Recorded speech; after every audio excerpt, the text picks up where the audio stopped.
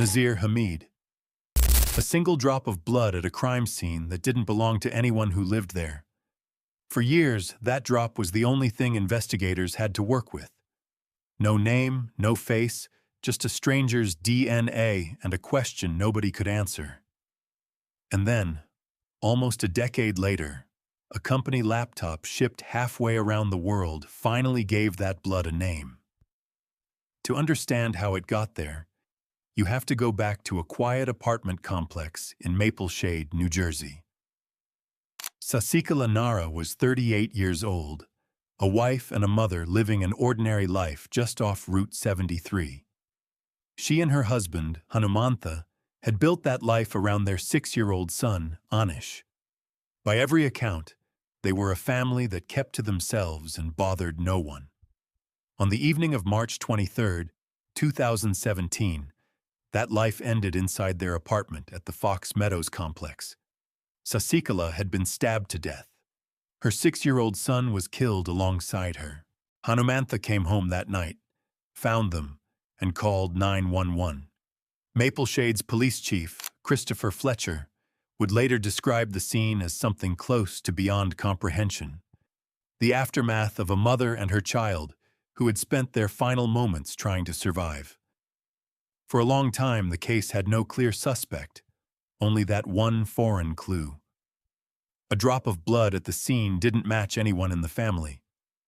When it was tested, it pointed to a man of Central Asian ancestry, someone who had been inside that apartment and left a piece of himself behind. But a DNA profile with no name attached is just a riddle. Investigators needed someone to compare it to. That someone, they came to believe, was a man named Nazir Hamid. Hamid was an Indian national in the country on a work visa, employed at the same technology company as Hanumantha Nara in Teaneck. He lived within walking distance of the Naras' apartment, and he didn't drive. Investigators believe he had been watching Hanumantha for a significant stretch of time before that night, and that the violence was never really about Sasikala or Anish at all. Lieutenant Brian Cunningham of the Burlington County Prosecutor's Office believed the motive was personal, a vendetta aimed squarely at the husband. The theory was that Hamid waited until Hanumantha left the apartment, knowing the rest of the family would be alone. 6 months after the killings, in September 2017, Hamid left the United States and returned to India. And that is where the case stalled. He was an ocean away, in a country that wasn't going to simply hand him over, and the strongest evidence against him was a blood sample he had no reason to match himself against. Investigators asked anyway. In October 2020, India's Central Bureau of Investigation reported that Hamid had refused to provide a DNA sample, so the case took a turn that sounds almost too clever to be real. In 2024, investigators obtained a court order compelling Hamid's employer in India to send back the company laptop he had been issued. They examined the keyboard. The keys a person touches every day collect skin cells, and those cells carry DNA. An examination of that keyboard produced a genetic profile that, according to Cunningham, was consistent with the unknown blood found at the murder scene. To put that more plainly, the keys he typed on at work helped tie him to a double homicide he thought he had left behind in another country. Charges came in November 2025, more than 8 years after the killings. The chief of investigations, Patrick Thornton, put it bluntly, saying he could not imagine why anyone in a position of power in India would want to shield a man responsible for the deaths of a young boy and his mother. By December, the United States Embassy in India was publicizing a reward of up to $50,000 and asking for cooperation in bringing him back. His former employer confirmed it had fired him. As of 2026, Nazir Hamid is believed to be living somewhere in India, and the effort to extradite him is ongoing. He is considered armed and dangerous, a man who allegedly carried a private grudge across an apartment complex and walked away clean for years, undone in the end by a keyboard. A grudge between two co-workers is one kind of killing. The next case is about a kind of violence that doesn't need a personal reason at all, the kind that operates like a business in a town few people have ever heard of. Jose Armando Torres Garcia. In one small farming town in California's Central Valley, 14 people were killed across roughly 2 years. The violence was so distinct that investigators could look at a body and know which gang was responsible, just from how the killing was done. 8 of the men accused in that campaign have been arrested. The one who went by the nickname Driver is not among them. The town is Mendota, a community of farm workers near Fresno. Starting around 2015, it became the hunting ground for a local cell of MS-13, one with a direct line back to the gang's roots in Los Angeles. The cell didn't operate quietly. According to United States Attorney Philip Talbert, MS-13 was responsible for 14 homicides in Mendota going back to 2015, and some of those killings were carried out with machetes. Fresno County Sheriff John Zanoni described the homicides as gruesome and said the gang preyed on the community by whatever means it could, through extortion, kidnapping, and murder. The cell had a name. It called itself the Vatos Locos Salvatruchos, a clique that traced its authority directly to MS-13's leadership in Los Angeles. That lineage matters because it means the group in Mendota wasn't a handful of local troublemakers acting on their own. It was a node in a larger structure, taking direction from above and carrying out violence as a way of holding territory and sending a message. In a town built on agriculture, far from any big city, that structure had room to operate almost unchecked. Jose Armando Torres Garcia was born in El Salvador. He stands around 6 feet tall, weighs roughly 150 pounds, and speaks Spanish. He has ties to Mendota and to Salinas, as well as back home in El Salvador. Investigators say he was part of that Mendota cell, and they have charged him in connection with 2 killings. Those killings happened on October 30th, 2016. The victims were an adult man and an adult woman, both killed the same day, both attributed to the gang's local operation. For the people of Mendota, this was not an isolated horror. It was one entry in a campaign of intimidation that had the whole town looking over its shoulder, afraid to say what they knew. You'd think someone would have spoken up sooner. For a long time, in a town that small, nobody did. The pressure to stay silent is part of how groups like this survive. They don't just commit violence, they advertise it, so that the next person thinks twice before going to the police. That's what makes a racketeering case so hard to build and so important when it lands. Investigators eventually did build one. In a sweeping indictment unsealed in 2023, 10 men were named in connection with the gang's activity in and around Mendota. 8 of them were taken into custody. Torres Garcia was not. Neither was another El Salvadoran man named in the same case, Jose Santos Hernandez Otero. Both remain at large. A federal warrant for Torres Garcia was issued in August 2022 out of the federal court in Fresno, charging him with 2 counts of murder in aid of racketeering, the formal way of saying he allegedly killed for the gang, to serve the gang. That charge carries weight that a simple murder count does not.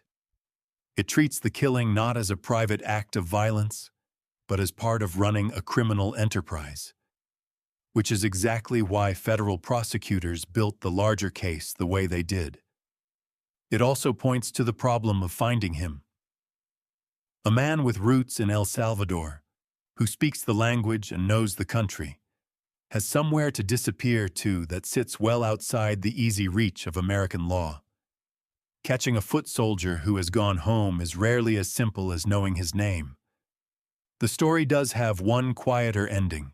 Years earlier, in 2018, a multi-agency operation had already arrested 25 alleged MS-13 members tied to the area.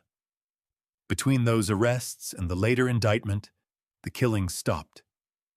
Police say there have not been any MS-13-linked homicides in Mendota since 2017. The campaign that terrorized the town appears to be over. But the accounting is not finished. Torres Garcia is still out there, considered armed and dangerous, one of the last names on a list, the rest of which is already behind bars.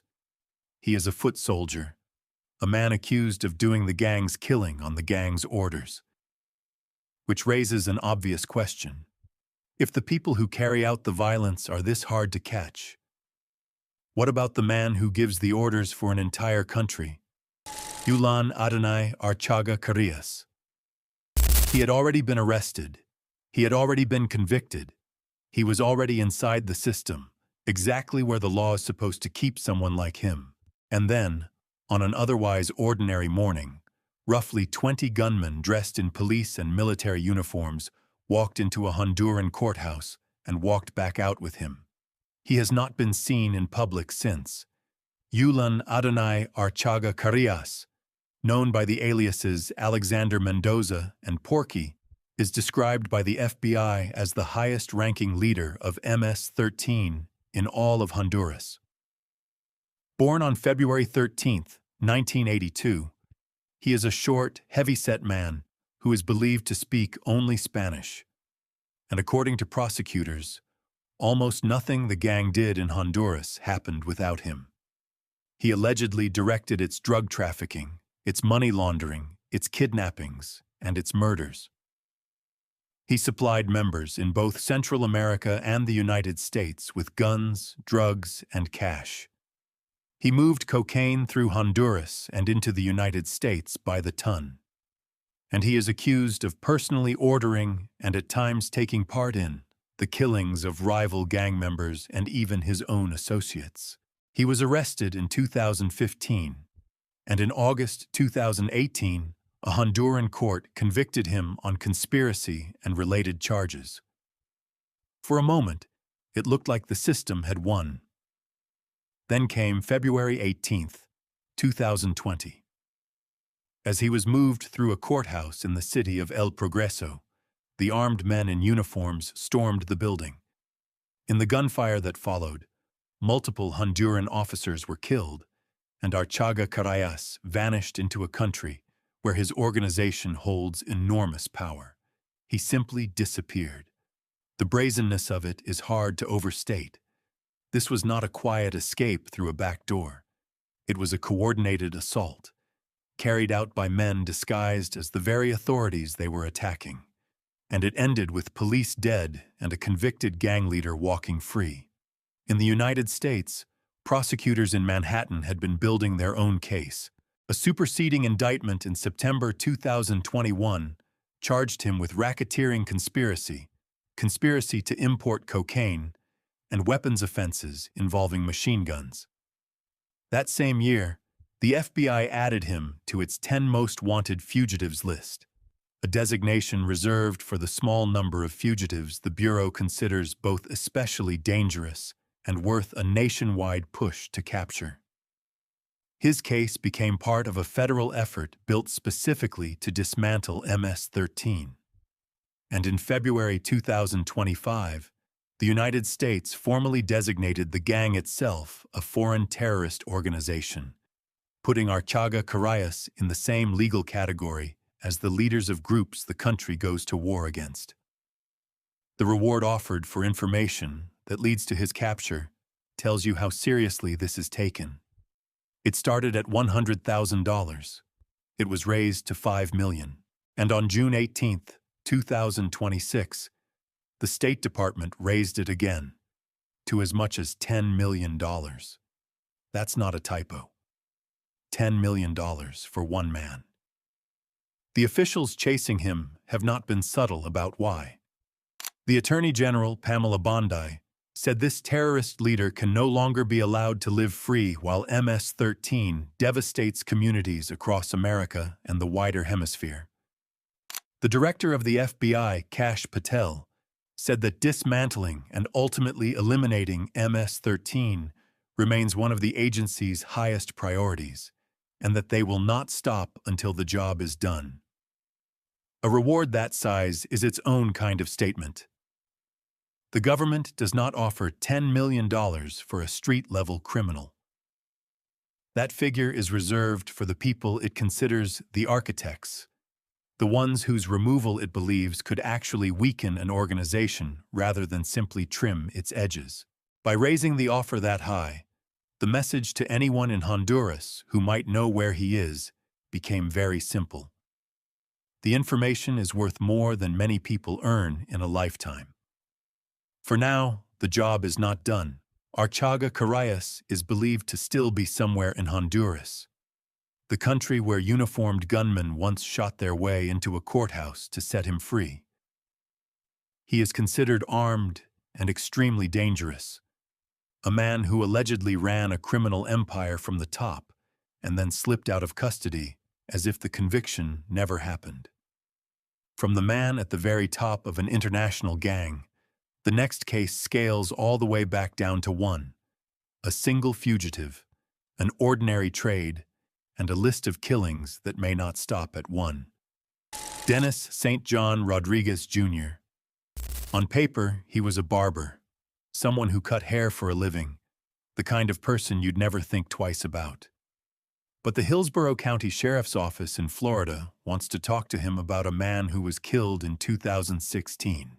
And they want to talk to him about several other murders that were never solved. Dennis St. John Rodriguez Jr. was born on March 28, 1979, in New York. He stands about 5'11" and weighs around 180 pounds, with brown hair and brown eyes. He is heavily tattooed, with ink across his back, his chest, both arms, both wrists, a shoulder, and one hand. The kind of detailed identifying marks that should make a person easy to spot.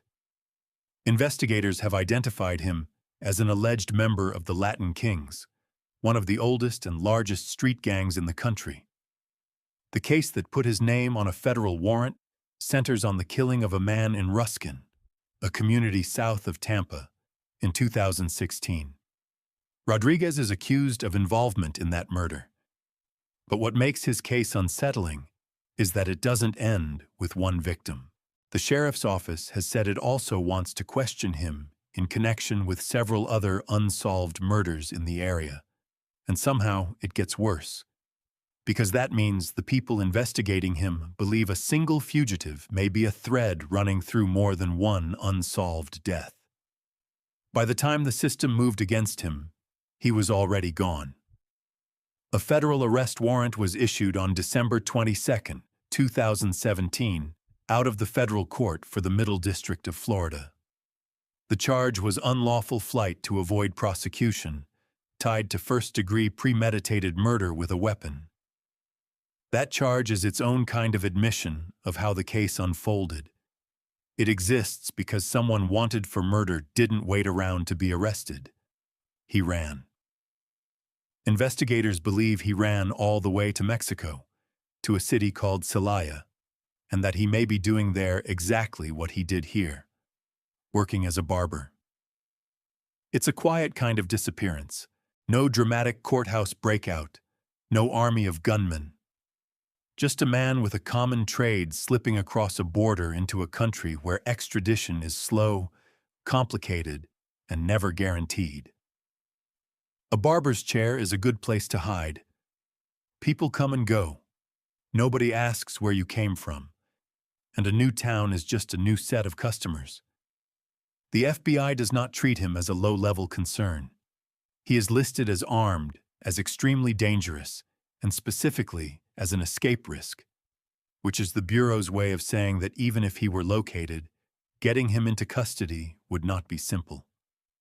There is a reward of up to $50,000 for information that leads to his arrest. That escape risk label tells you something. It is not a phrase the FBI attaches to everyone. It signals a belief that this is a person with both the will and the means to run again if cornered, someone who has already shown he will choose flight over facing a courtroom. Combine that with a suspected location in another country, a common trade that lets him blend in anywhere, and an alleged gang affiliation that can offer shelter and warning, and you have a fugitive who is far easier to describe than to find. What makes this case linger is everything that remains open. If the suspicions are correct, then somewhere in Florida there are families who lost someone and never got an answer, and the answer may be living under a different routine in another country. The man accused of pulling that thread together cut hair for a living, fled before anyone could put handcuffs on him, and has spent years as a face on a wanted poster instead of a name in a courtroom. For investigators, that is the hardest part of a case like this. The work was done, the suspect was identified, the charges were drawn up, the warrant was signed. Everything that was supposed to lead to a courtroom is sitting ready. The only piece missing is the man himself, and as long as he stays across a border that the law cannot easily cross, every one of those open files stays exactly where it is. A recent fugitive who may have quietly slipped over a border is one thing. This next one is something else entirely. A trail that has now gone cold for more than 30 years, and a killer the FBI has had to imagine aging in real time. André Florentin. It started as a conversation on a sidewalk in front of a house. A man walked up to a small group gathered outside. A few words were exchanged. And then, according to investigators, one of the men in that group pulled out a gun and turned an ordinary evening into a shooting, leaving one man dead and the shooter gone before police ever arrived. That was the autumn of 1992. He has been gone ever since. The man investigators are looking for is André Florentin, who also went by the initials AJ. The shooting happened on October 1st, 1992, in Union County, New Jersey. As the story has been pieced together, Florentin and several others were gathered in front of a residence when a man approached the group. After a brief discussion, Florentin allegedly drew a gun from his jacket and shot the man, killing him. Then, investigators say, he turned the gun on everyone else in the area, striking 2 more people before he fled. The man he is accused of killing has never been publicly identified, and out of respect for that gap in the record, he should be referred to simply as a man who lost his life on a New Jersey street more than 3 decades ago. André Florentin was born in Haiti. He is a smaller man, around 5'6", with a scar on his left forearm, and he speaks English, Haitian Creole, and French. He has ties to both Haiti and the Dominican Republic, and investigators believe he is most likely living in one of those 2 countries today. He is considered armed and dangerous. There is one detail in his file that says a great deal about how hard this hunt has been. Florentin is associated with at least 5 different dates of birth. Different years, different days, scattered across the records. And no, that's not a clerical accident. That's a man who appears to have spent decades making sure that even the most basic fact about him, the day he was born, could not be pinned down with certainty. The legal machinery against him is old. A state murder charge was filed on the same day as the shooting, October 1st, 1992, out of the Superior Court of Union County. A federal warrant followed on February 15th, 1994, charging him with unlawful flight to avoid prosecution. And then the trail went cold, in the most literal sense. A killing in 1992, a warrant in 1994, and a suspect who, by all appearances, left the country and never looked back. It is worth pausing on what that night actually involved, because it was not a single, contained act. One man was killed, but 2 more people were struck by gunfire as Florentin allegedly fired into the group around him before running. 3 people hit on a residential street over what investigators describe as a brief exchange of words. Whatever set it off, the violence was indiscriminate, and it left a scene that police arrived at only after the person responsible was already gone. The challenge for investigators is almost philosophical. How do you find a man who has been gone for more than 30 years, who may be living under one of several identities in one of 2 countries, and who may not look anything like he did when he disappeared? The FBI's answer was to try to picture him. They released an age-progressed image, an artist's projection of what Florentin might look like at age 50, a face built not from a recent photograph, but from arithmetic and assumption. That is where the case stands now. The warrants are still active.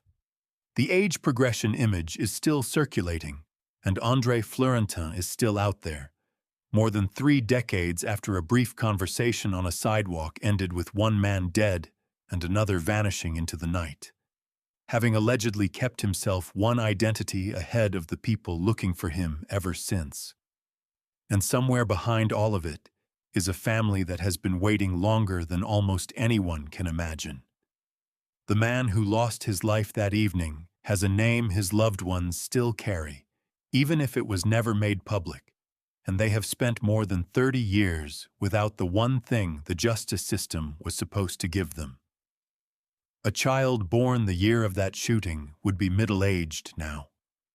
Detectives who first worked the case have long since retired, and still the warrant sits open, waiting on a man who has done everything in his power to make sure it never closes. Not every fugitive disappears across an ocean. Some stay much closer to home, shielded by the people who know them best, hiding in plain sight just a few states away. That brings us to a shooting that happened in broad daylight, on a front porch, and a man the FBI believes never left the country at all. If you're liking this video and you're not subscribed yet, now's the time. We drop new cases every day. Subscribe so you don't miss the next one. Dennis Cunningham. It was the middle of the day, a little past noon, when police in Irvington, New Jersey followed the sound of gunfire to a front porch. A 34-year-old man was lying there, still conscious, shot once and bleeding. He would not survive the day. And the man police say pulled the trigger has spent the years since believed to be hiding among relatives a few states south. The man on that porch was Dino Bermudez. It was May 12, 2017, around 12:30 in the afternoon, when officers responding to reports of shots fired found him at a home in Irvington. He had been shot in the leg, and although he was still conscious when they reached him, the wound proved fatal. He was taken to a hospital, where he died. What's public about Dino Bermudez is thin, but the shape of his death is brutal in its plainness. A man cut down in the open, on a porch, in a residential neighborhood, in the middle of an ordinary afternoon while the rest of the street went about its day. The man the FBI wants for that killing is Dennis Cunningham. He was born in New Jersey on September 15, 1969, which made him 48 years old at the time of the shooting. It's worth flagging that, because at least one account out there listed his age as far older. The Bureau's own records put him at 48, and that figure is the one that matches everything else known about him. He is a tall man, around 6'2", somewhere between 200 and 220 pounds, with a tattoo on his left arm and a scar on his left forearm. What stands out in his file is the sheer number of names attached to him. Beyond Dennis Cunningham, he has been known as Dennis Brown, Denny Cunningham, Muhammad Cunningham, Dennis Muhammad, and Dennis Thomas, along with the nickname Muhammad. A list of aliases that long is rarely an accident.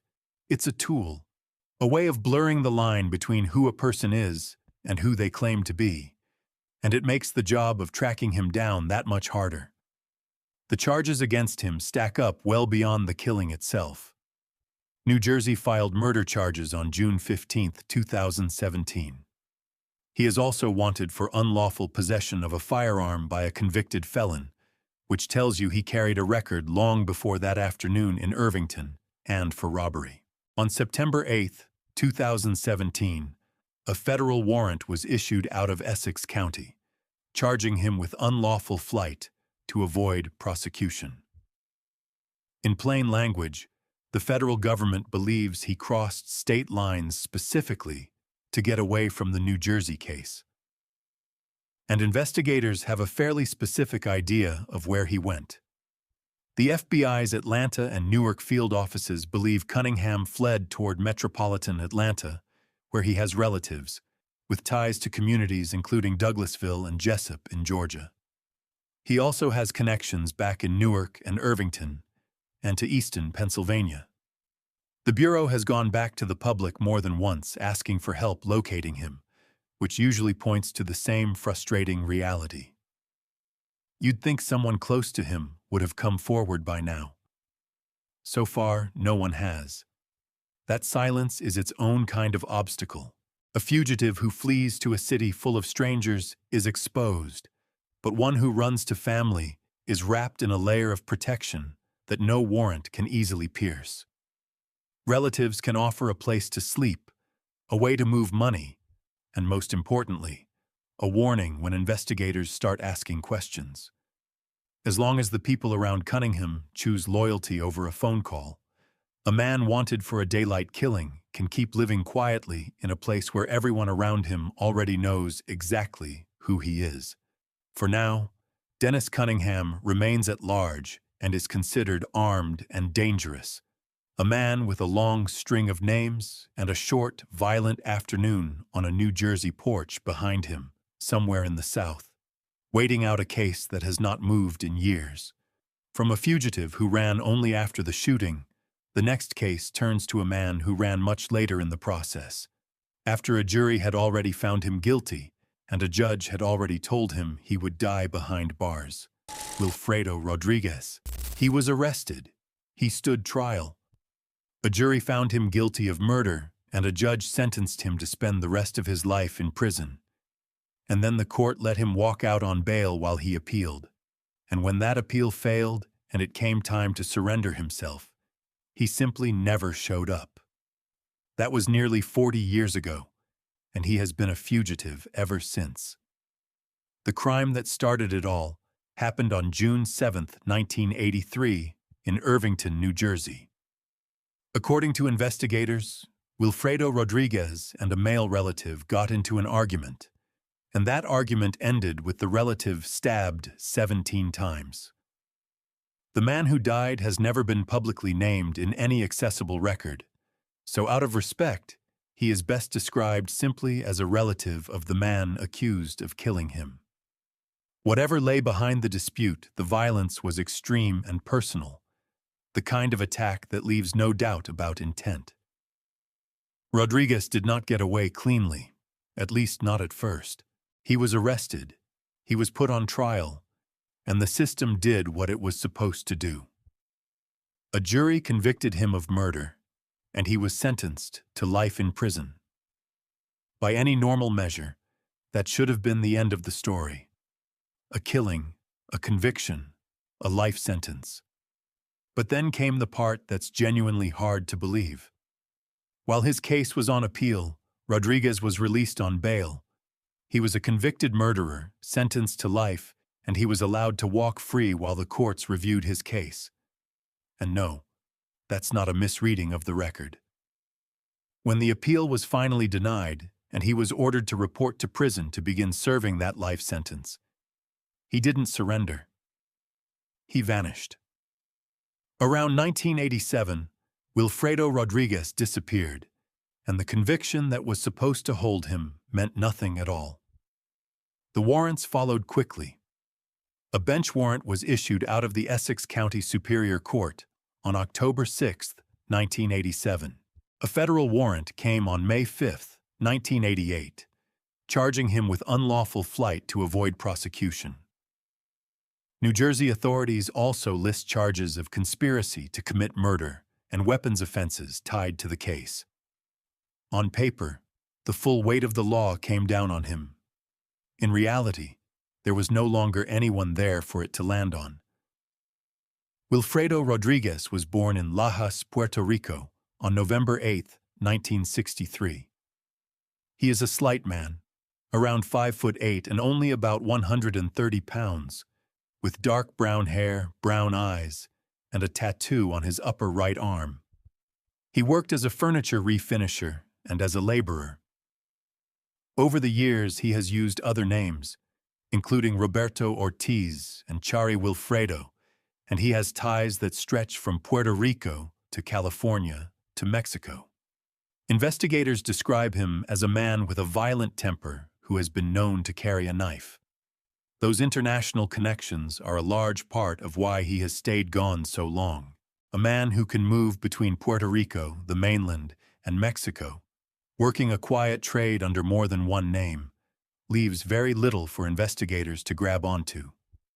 There is no high-profile gang structure here, no string of later crimes drawing attention, just a single conviction from the early 1980s and a man who learned that the simplest way to beat a life sentence was to never be where the sentence could find him. The passage of time is the real story here. A man convicted of murder in the early 1980s has now been free and hidden for nearly 4 decades. He would be in his 60s today. The detectives who built the original case, the prosecutors who won the conviction, the judge who handed down the life sentence. Many of them are long retired, and some are surely gone. And somewhere out there, a family that once sat in a courtroom and watched a jury deliver justice has spent a lifetime watching that justice go unenforced. Knowing the man a court already declared a murderer never spent a single full term behind bars for it. A killer who slipped through the system after a conviction is a particular kind of failure. The next case is a different kind of horror altogether. A morning that began with an explosion and ended with an entire family gone, and a husband and father who simply ceased to exist. Robert Fisher. At about 8:45 on a spring morning in 2001, a house in a quiet Scottsdale, Arizona neighborhood exploded. When firefighters fought their way inside, they discovered that the family who lived there was already dead before the flames ever started. The husband and father was nowhere to be found. More than 2 decades later, no one knows whether he is alive or dead. The morning was April 10th, 2001. Inside the home were Mary Fisher, who was 38, and her 2 children, 12-year-old Brittany and 10-year-old Bobby. Investigators determined that all 3 had been killed before the explosion ever happened, and that Mary had also been shot. The blast and the fire, in other words, came after the family was already gone, and the fire was no accident. Investigators concluded it was arson, set deliberately by disconnecting a natural gas line inside the house. In plain terms, they believed the explosion was staged, an attempt to burn away the evidence and to blur the question of whether the man responsible had died there too. That man was Robert William Fisher. He was born in Brooklyn on April 13th, 1961, and by 2001 he was a husband, a father, and a man with an unusually varied past. He had served in the Navy but washed out of the training to become a SEAL. He had worked as a firefighter in California before a back injury ended that career. By the time of the killings, he was working in medicine, as a surgical technician and a respiratory therapist at a Mayo Clinic hospital. He stood around 6'1", had surgical scars on his lower back and a gold crown on one tooth, and he was an avid outdoorsman believed to own several weapons, including a high-powered rifle. Those who knew him described a man with a darkness running underneath the ordinary surface. His parents had divorced when he was 15, and the people close to him said it left him deeply bitter that he would tell co-workers his whole life might have gone differently if his mother hadn't left. Friends reported behavior that, looking back, reads like a series of warnings. He had smeared elk blood across his own face. He had fired his rifle at random on hunting trips. He had reportedly shot a stray dog. Police came to believe that Fisher killed his family rather than face a divorce that Mary was planning, and that some twisted logic told him he was sparing his children the kind of broken home he himself had never recovered from. Then he was simply gone. In the days after the killings, Mary's Toyota 4Runner was found abandoned in the Tonto National Forest, near the towns of Young and Payson. The family dog, Blue, was found nearby, alive and alone. And the night before the killings, roughly $280 had been withdrawn from an ATM. Each piece pointed outward, away from the house, toward a man who had planned his exit. Scottsdale detective John Heinzelman called it by far the most heinous crime the city had ever seen. And it was that abandoned dog that haunted him. If Fisher had gone into the forest to take his own life, Heinzelman reasoned, the dog would have stayed with the body. Instead, Blue was found alone, which told the detective that Fisher had almost certainly climbed into a vehicle and driven away to start a new life somewhere else. The hunt became one of the most famous in the country. A state warrant was issued on July 19, 2001, and the following summer, Fisher was added to the FBI's 10 most wanted fugitives list, with a reward of up to $100,000. He stayed on that list for nearly 20 years.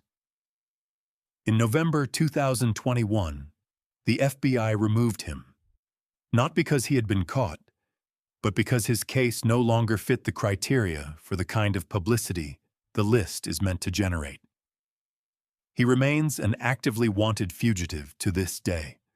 Investigators have chased hundreds upon hundreds of leads and released age-enhanced images imagining how he might look as an older man. And not one of them has ever panned out. Whether Robert Fisher is living under a new name in some quiet town or lying dead somewhere in the Arizona wilderness, no one can say. The next case carries that same open ending into something far more recent. A brazen daylight shooting outside a barbershop, and a man whose price has climbed into the millions. Omar Cardenas. On an August afternoon outside a Los Angeles barbershop, a 46-year-old man was shot from about 30 feet away and killed in front of a busy shopping center. To this day, investigators aren't certain the two men had ever met. What they are certain of is that the man they're hunting is now worth as much as $1 million. The shooting happened on August 15, 2019, at around 4:20 in the afternoon in the Sylmar area of Los Angeles. According to investigators, Omar Cardenas fired 9 shots from a semi-automatic handgun from a distance of roughly 30 feet at a man named Jabali Dumas outside the Hair Icon barbershop. Dumas was struck in the head and killed. And here is the detail that makes it sit so uneasily. Investigators say it is unclear whether the two men even knew each other. That uncertainty almost makes it worse, because it raises the possibility that Dumas was killed by a stranger, for a reason that may never be fully understood. Jabali Dumas was 46 years old. After his death, his son, Jabali Dumas Jr., spoke about him in the simplest and most human terms, remembering a father who was great, who was funny, who was confident. He was a man with a family, gunned down in the middle of an ordinary afternoon outside a place as mundane as a barbershop. The man accused of killing him, Omar Alexander Cardenas, goes by the nickname Dollar. He was born on March 23, 1995, which makes him relatively young compared to many long-term fugitives. He is a heavy-set man, around 5'6" or 7", often bearded, and he wears prescription glasses. Investigators have identified him as an alleged member of a gang known as Pierce Street. They believe he fled to Mexico after the shooting and may be working in construction there. Though he still has family and friends back in Southern California, the kind of ties that can pull a fugitive home or keep him hidden. The legal pursuit moved in stages. A local arrest warrant was issued on April 3, 2020, followed by a federal warrant on September 2, 2021. Then, in July 2022, the FBI added Cardenas to its 10 most wanted fugitives list, the designation that turns a regional manhunt into a national one.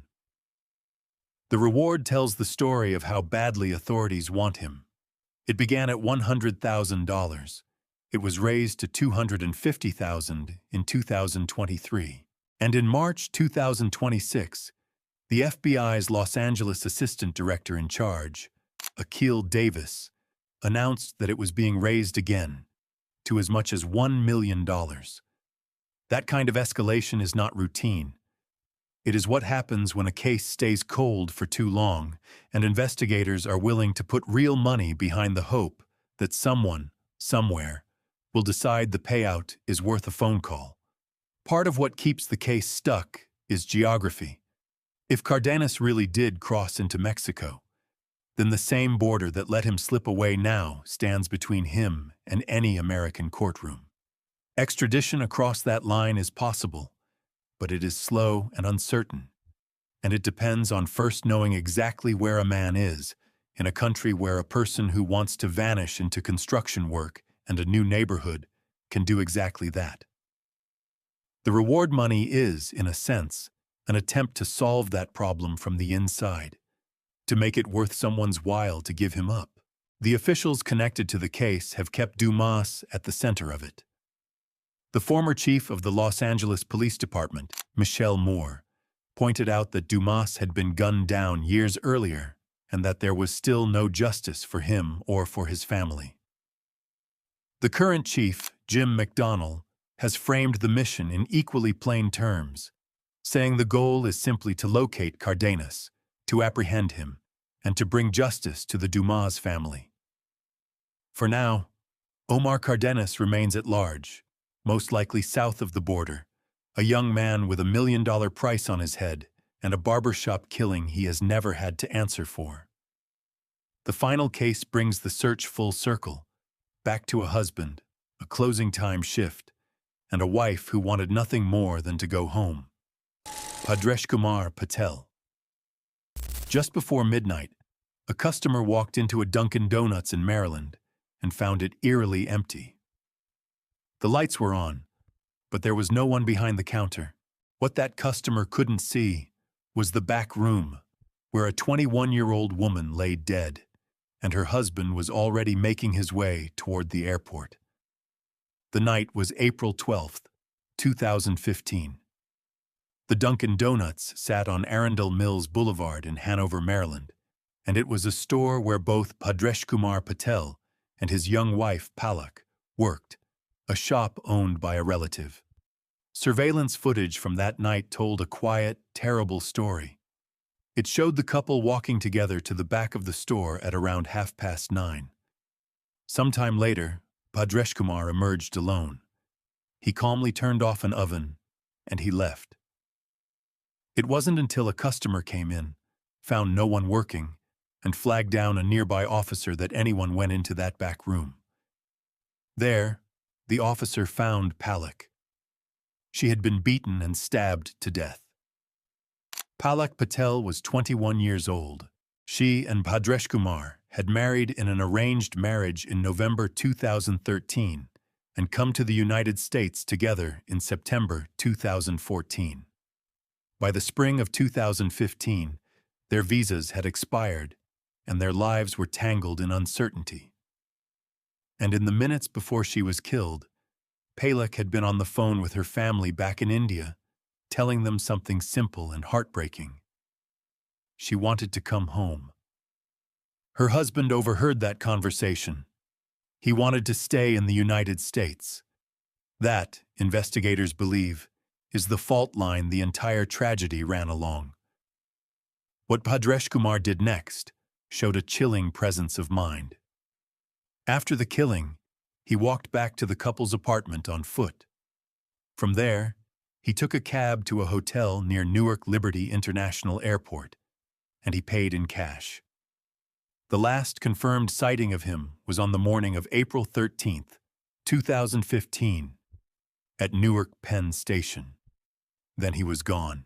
Investigators believe he may have had help disappearing, and that he could be in Canada, back in India, or hidden away with relatives somewhere in between. The people who knew Palak have never stopped pressing for answers. Her mother spoke of wanting justice for her daughter, describing the killing as a clear and senseless betrayal by the man Palak had married. A daughter who had wanted only to return home, and a family that would never be whole again. The grief in those words has not faded with the years. Law enforcement has been just as direct.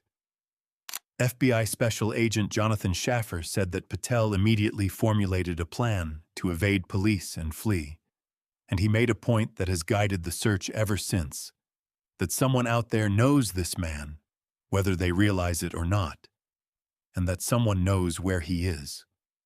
The former Anne Arundel County Police Chief, Tim Altamare, described the violence in the case as stark and heart-wrenching, a shock to the community's collective conscience. Bhadresh Kumar Chetanbhai Patel, who also goes by Bhadresh, is an Indian national born on May 15, 1990 in Viramgam, in the Gujarat region of India. He is now around 35, roughly 5'9", and has ties to a string of states including New Jersey, Kentucky, Maryland, Georgia, and Illinois, as well as to Canada. He was added to the FBI's 10 Most Wanted Fugitives list in April 2017. And as of March 2026, the reward for information leading to his capture was raised to as much as $1 million. That's not a typo. For a young man who walked out of a donut shop one night and disappeared, the government is now offering a 7-figure sum to anyone who can help bring him in. He is considered armed and extremely dangerous, and he is believed to be somewhere beyond the reach of American borders, an ocean or a border crossing, away from the back room where his wife's life ended over a phone call about going home. Every one of the people in this video is still out there, as of 2026, still wanted, still listed as armed and dangerous. If you ever recognize one of these faces or names, you don't approach them. You contact the FBI. Thanks for watching. Click here for the next video.